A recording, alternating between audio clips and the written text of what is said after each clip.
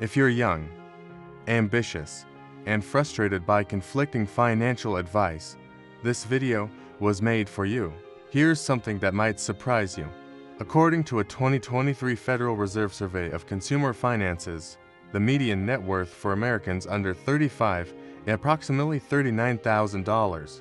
Meanwhile, the top 10% of that same age group has accumulated over $300,000. The difference between these two groups isn't luck, inheritance, or even income. It's a fundamentally different approach to building wealth. I've spent years studying what separates those who build substantial wealth from those who struggle financially despite earning good incomes. What I've discovered is a pattern, a progression that nearly every self-made wealthy person follows, whether they realize it or not. In his landmark book, The Millionaire Next Door, Dr. Thomas Stanley spent over 20 years studying self-made millionaires. His research revealed something counterintuitive. 80% of American millionaires are first-generation wealthy. They didn't inherit their money. They built it through a systematic process that anyone can learn. Today, I'm going to share a 5-stage framework based on financial research, behavioral economics, and the documented patterns of people who actually built wealth from nothing. No get-rich-quick schemes, no overnight success stories. Just the evidence-based path that consistently produces results. Let's begin. The first stage isn't actually a step toward wealth. It's the trap that keeps most people from ever building it. I call this stage drifting. In The Psychology of Money, Morgan Housel writes about a concept he calls the seduction of pessimism. He explains that it's psychologically easier to believe that wealth building is impossible or reserved for others than to take deliberate action toward it. This mindset creates drifters, people who move from one opportunity to another without ever committing to a direction. According to research published in the Journal of Financial Planning, the average American changes jobs 12 times during their career. While job mobility can be positive, the same study found that those who changed jobs without a strategic career plan accumulated 34% less wealth over their lifetimes than those who made intentional career moves. Drifting shows up in several recognizable patterns. You consume endless content about making money, but never implement anything. You start multiple side hustles, but abandon each one before it gains traction. You wait for the perfect opportunity while years pass by. You blame external circumstances, the economy, your background, your location, for your financial situation. Napoleon Hill, in his classic Think and Grow Rich, documented this phenomenon after studying over 500 of America's wealthiest individuals in the early 20th century. He found that definiteness of purpose, knowing exactly what you want and committing to achieve it, was the single most common trait among the wealthy. Here's the research-backed reality. A 2019 study from the University of Scranton found that only 8% of people achieve their New Year's resolutions. The difference between the 8% who succeed and the 92% who fail ain't willpower or intelligence. It's specificity and commitment to a single defined outcome. So here's your first honest self-assessment. Are you drifting? Are you consuming information without taking action? Are you waiting for clarity that will never come? Because here's what the data tells us. Clarity comes from action, not from waiting. The transition from drifting to building wealth happens in a single moment, the moment you commit obsessively to one financial goal. Now, I want to be careful here because the word obsession can carry negative connotations. I'm not talking about unhealthy fixation. I am talking about what psychologist Angela Duckworth calls grit in her research at the University of Pennsylvania. Duckworth's studies, published in the Journal of Personality and Social Psychology, found that grit, defined as passion and perseverance for long-term goals, was a better predictor of success than IQ, talent, or socioeconomic background. Her research on West Point cadets, National Spelling Bee contestants, and successful professionals consistently showed that those who achieved exceptional results were those who maintained intense focus on a single pursuit over extended periods. Here's what this looks like in practice for wealth building. The Federal Reserve's research on millionaire households found that the average self-made millionaire focused on building one primary business or career for an average of 15 to 20 years before reaching millionaire status. They weren't chasing multiple opportunities simultaneously, they were going deep on one thing. In Atomic Habits, James Clear explains this through what he calls the plateau of latent potential. He writes that most people give up on goals because results don't appear immediately. But success isn't linear, it's exponential. The work you put in compounds over time, but the visible results often appear suddenly after a long period of apparent stagnation. This is why obsessive commitment matters. The data shows that most people abandon pursuits just before the compound effects would have become visible. A study by the Kaufman Foundation on successful entrepreneurs found that the median time from starting a business to reaching $1 million in revenue was 7 years. Not 7 months, 7 years. Those who succeeded weren't those with the best ideas, they were those who stayed committed longest. So what does healthy obsession look like? It means choosing one primary vehicle for building wealth and committing to it for at least 3 to 5 years before evaluating whether to change course. It means saying no to opportunities that distract from your primary focus. It means accepting that you cannot pursue financial success while simultaneously pursuing 5 other major life goals with equal intensity. This doesn't mean you stop having hobbies or relationships. It means you have clarity about your primary financial vehicle and you protect the time needed to develop it. Once you're committed, the next question becomes, what exactly should you commit to? This is where most people make a critical error. They believe they need to innovate, to find some undiscovered opportunity that nobody else has found. But the research tells a completely different story. In the $100 startup, Chris Guillebeau studied 1,500 individuals who built businesses earning $50,000 or more from modest investments. His finding: the vast majority weren't innovators, they were skilled practitioners of proven models. They found something that worked for others and learned to execute it exceptionally well. This is what I call the discovery stage, finding and modeling proven pathways to wealth. According to research from Harvard Business School, businesses that model successful existing business models have a 3x higher survival rate than those attempting to create entirely new categories.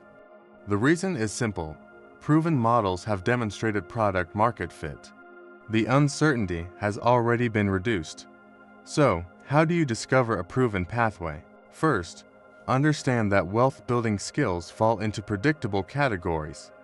The Bureau of Labor Statistics identifies several skill categories with above-average income growth potential: technology development, sales and negotiation, financial analysis, digital marketing, and specialized trades. These aren't trendy, they're consistent. Second, find specific individuals who have achieved what you want to achieve through the pathway you're considering. Not celebrities or influencers with unclear income sources, but verifiable practitioners. In So Good They Can't Ignore You, Cal Newport argues that career capital, rare and valuable skills, is the true currency of career success. His research on successful professionals found that those who built valuable skills through deliberate practice consistently outearned those who chase passion without developing marketable expertise. Here's a practical framework for discovery. Identify 3 to 5 people who have achieved your target income through a specific skill or business model. These should be people whose success you can verify, not just people who claim success while selling courses about success. Study their actual pathway. What skills did they develop? What timeline did they follow? What mistakes did they make? Then create your learning plan based on their demonstrated path. The research from K. Anders Ericsson on expert performance, published in the Harvard Business Review, found that deliberate practice of well-defined skills with immediate feedback is the fastest path to expertise. This means following proven curricula rather than wandering through random YouTube videos. A 2021 study from the Georgetown University Center on Education and the Workforce found that targeted skill development in high-demand areas can increase earning potential by 25 to 50% within 2 to 3 years. This is discovery in action, identifying exactly what skills the market values and deliberately developing them. Once you've identified your pathway, stage 4 is about closing the gap between where you are and where you want to be. I call this acceleration. Here's something important to understand. The research on skill development shows that time spent practicing is far less important than how you practice. Anders Ericsson's decades of research on expert performers found that deliberate practice that is focused, uncomfortable, and includes immediate feedback produces 10x faster improvement than mindless repetition. This is why some people develop expertise in 2 to 3 years, while others spend decades without meaningful improvement. What does deliberate practice look like for wealth-building skills? First, you need to actually start producing work, even before you feel ready. In The Lean Startup, Eric Ries introduces the concept of the minimum viable product, the smallest version of your offering that allows you to begin learning from real-world feedback. The same principle applies to skill development. Research from the psychology of learning shows that active implementation beats passive consumption by a factor of 7x for information retention and skill development. You learn more from 1 hour of actual practice than from 7 hours of watching tutorials. Second, you need feedback from people qualified to give it. A study published in the Journal of Applied Psychology found that performers who received expert feedback improved 26% faster than those who practiced in isolation. The challenge is that most people seek feedback from friends and family people who lack expertise and have emotional reasons to avoid honest criticism. Here's the reality that most people don't want to hear. This acceleration phase is often lonely. Research on high achievers by psychologist Dean Keith Simonton found that the years of intensive skill development are typically characterized by reduced social activity and a focus on practice that peers often don't understand. This is what I call the lonely chapter.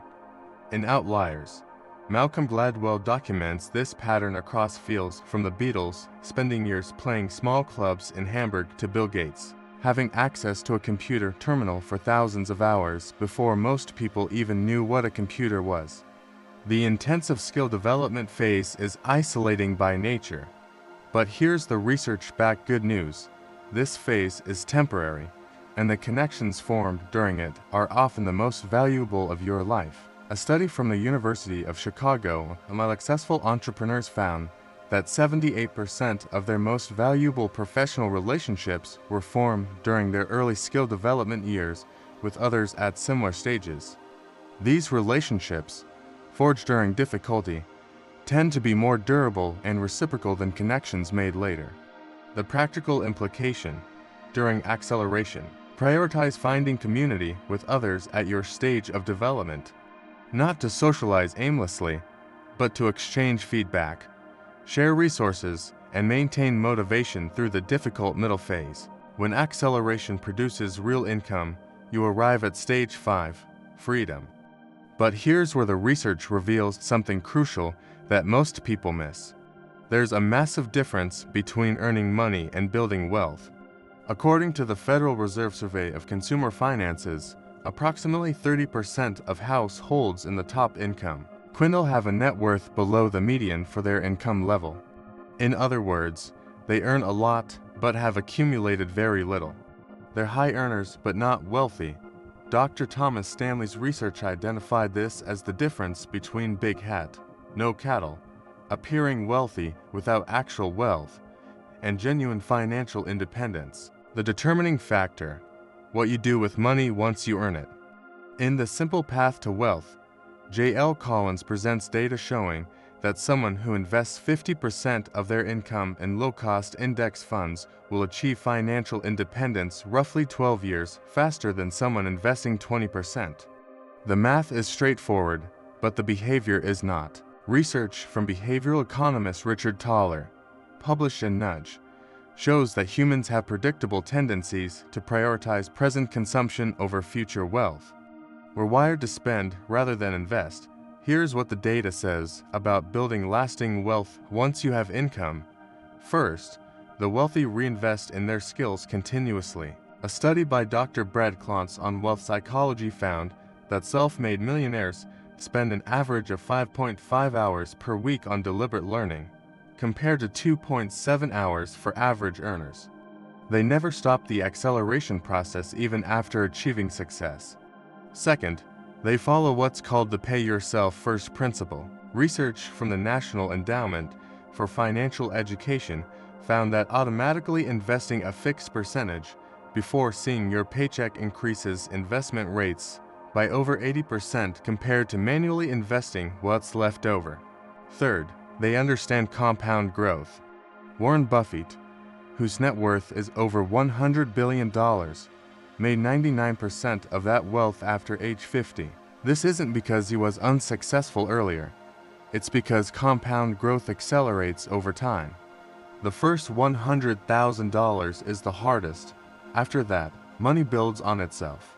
A study published in the Journal of Financial Planning calculated that someone who invests $500 monthly starting at age 25 in a diversified portfolio, averaging 8%, annual returns will accumulate approximately $1.4 million by age 65.